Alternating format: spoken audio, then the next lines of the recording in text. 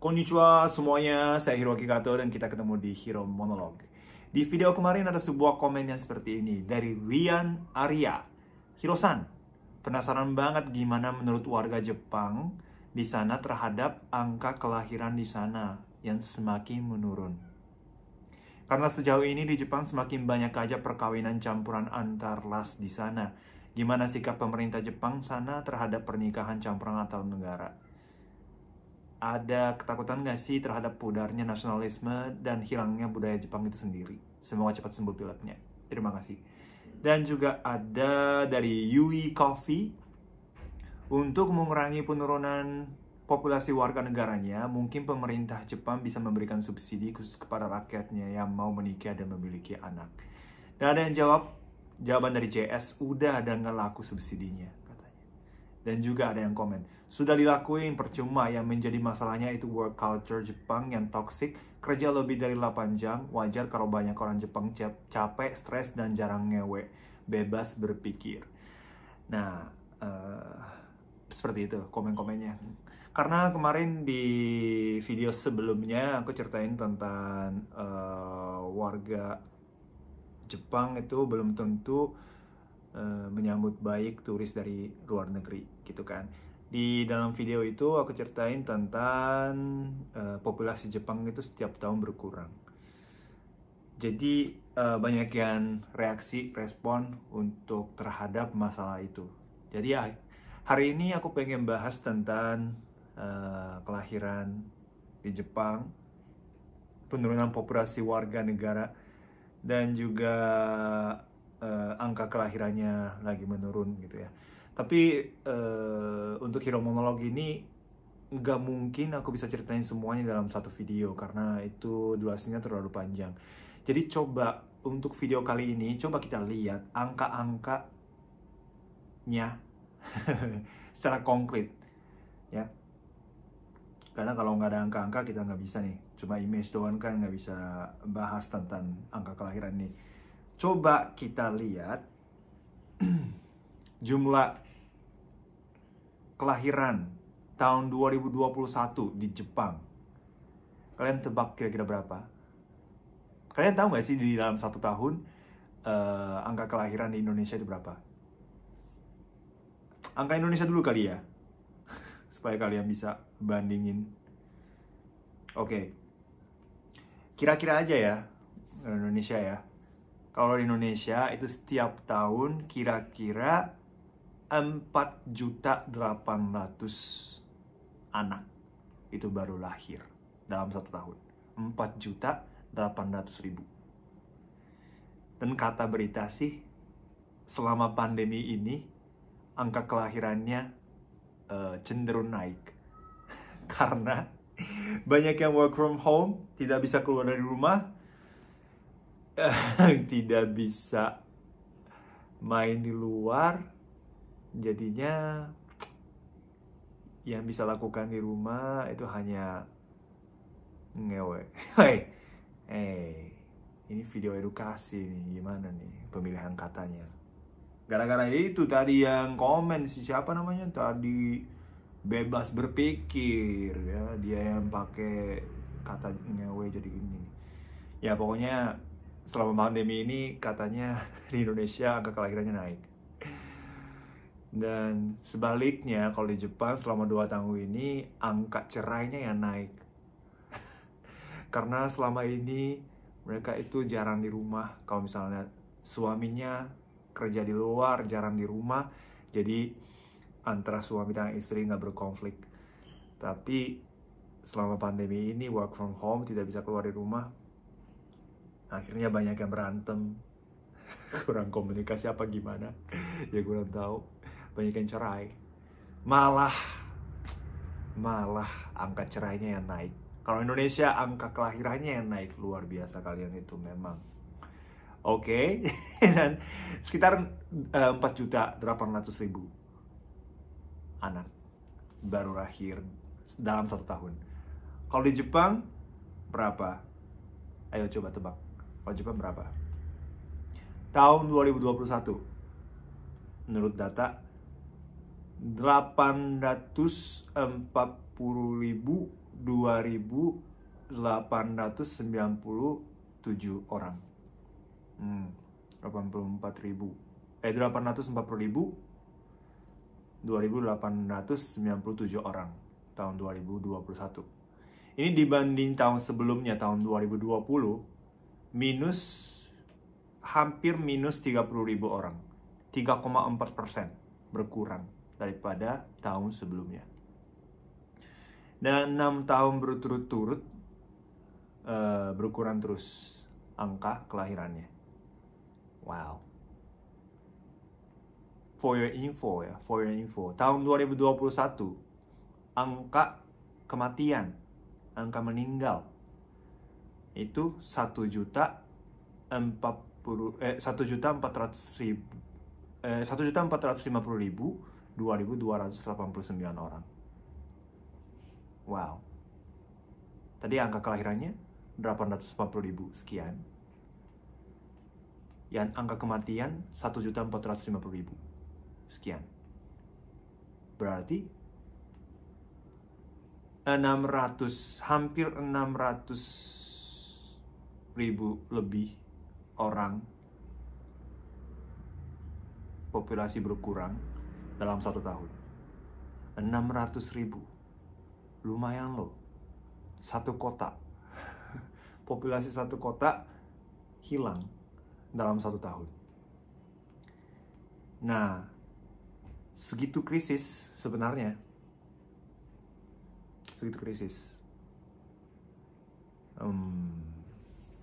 Itu memang susah sih. Kenapa jadi begini ya? Sebagai orang Jepang, aku sebagai orang Jepang sangat khawatir dengan situasi ini.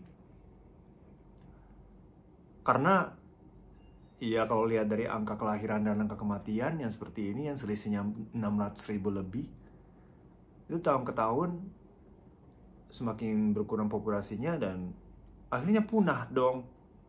Ya kan, wajar. Setiap tahun berkurang 600.000. Lumayan banget. Dalam waktu dekat Jepang punah loh kalau begini. Dan aku sendiri sangat khawatir, dan juga orang Jepang juga sangat khawatir. Cuma kenapa orang Jepang itu jadi begini, jarang punya anak? Ada banyak alasan sih sebenarnya, tapi menurutku negara itu kalau semakin maju, semakin banyak pilihan. Dan juga mungkin suasananya kali ya. Kalau di Indonesia itu kan masih ada social pressure banyak banget ya. Dari keluarga kek, dari lingkungan hidup kek, dari teman-teman kek. Kalau lewat pertengahan usia 20-an atau lewat 30 tahun, mungkin setelah menjadi kepala 3 usianya, pasti banyak yang bilang, kok belum menikah? Kok belum punya anak? Itu social pressure-nya masih banyak kan di Indonesia. Aku sering dengar cerita kayak gitu. Jadi setiap kali mudik pasti ditanya pertanyaan-pertanyaan itu. Kan kita bebas kan gitu. Punya anak atau nikah itu kan pilihan kita gitu. Memang iya. Tapi kalau itu jadi pilihan, lama-lama jadi kayak Jepang.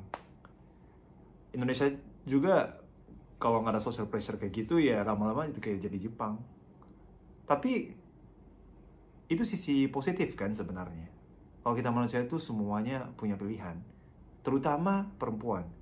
Kalau perempuan kan, kalau melahirkan kan pasti butuh istirahat atau nggak bisa apa-apa selama selama hamil, ya kan? Jadi ya pasti perempuan yang lebih capek dan tanggung jawabnya berat. Jadi sering ditanya kayak gitu social pressure-nya.